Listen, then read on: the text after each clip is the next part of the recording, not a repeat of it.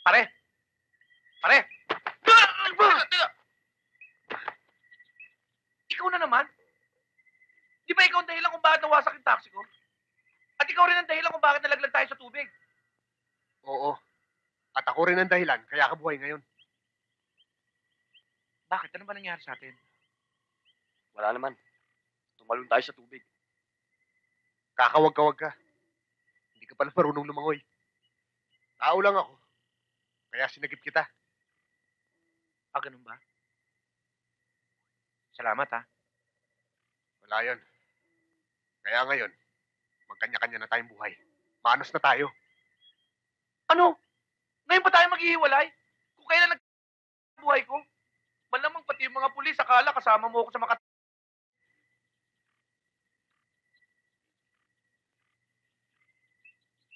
Bagay. Maganda na rin ito nangyari sa buhay ko. Medyo nag-iba ang takbo ng kapalaran ko. Bakit? Eh kasi, sawang-sawa na ako sa buhay Maynila. Ang tagal ko na nagmamaneho ng taxi, hanggang ngayon wala pa ako naiipon. Isang araw ko lang mahuli sa pagbabayad ng bahay, gusto ka na nilang isili elektrika. Tapos nakadagdag pa ako sa problema mo. Okay lang yun.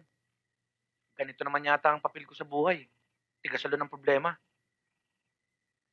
O nga pala, bakit nga pala hinahabol ng mga pulis?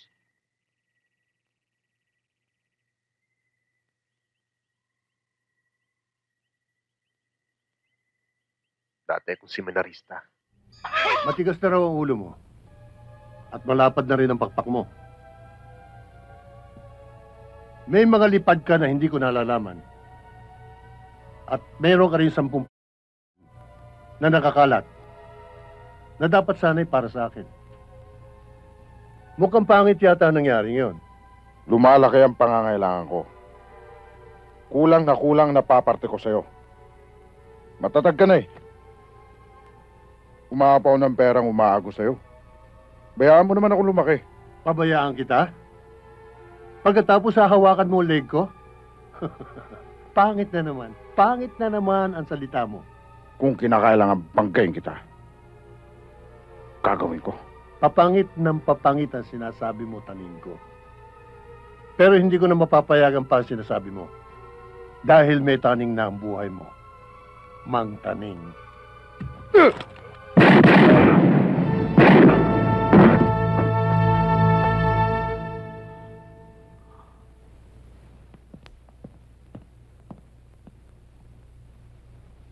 So far, ma'am, yun ang projected profits natin for next quarter. Eto, ma'am, ilagay dito. ang trip. Ma'am, nato na po ako. Kung may kailangan kayo, nasa baba lang ako. Excuse me.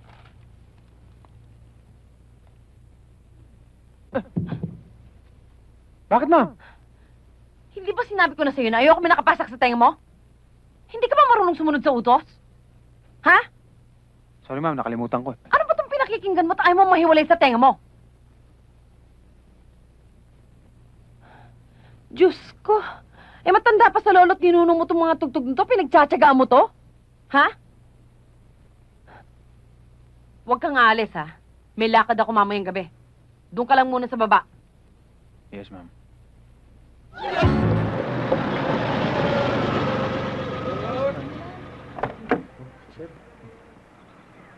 Good evening, sir. Nais kong ipabatid sa inyo ang inyong mga karapatan na naaayon sa ating saligang batas. You have the right to remain silent. Kaya pwede kayong kumuha ng sarili niyong mga abogado. Huwag kang maingay, ha? Magpapanggap akong pres. Sige na, sabihin mo sa mga kasama natin, huwag sila maingay. Pahiram nito, ha? Pahiram, ha? Lahat yan, lahat. Akin na, bagal mo kumilos, eh. Oh, Impres, pumasok na. Sir! Excuse po. Pwede mo na siyang interviewin. Miss, yung mga detalye po, kung pwede. Talaga? Taga-press ka? Pwede bang isulat mo to? Illegal ang paghuli nila sa amin dahil hindi kami... Nakabali stockings kami. Talaga?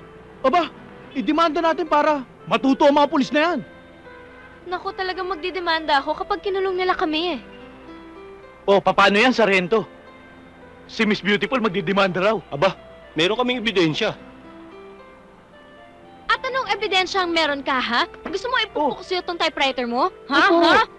Sinabi ng sumasayaw kami ng nakabody stockings eh. Miss. Akong bahala sa'yo, tutulungan kita. Talaga? Hindi na ako makukulong? Hindi na, Miss. Pero, Miss, may boyfriend ka na ba? Wala pa, bakit? Gusto mo manligaw?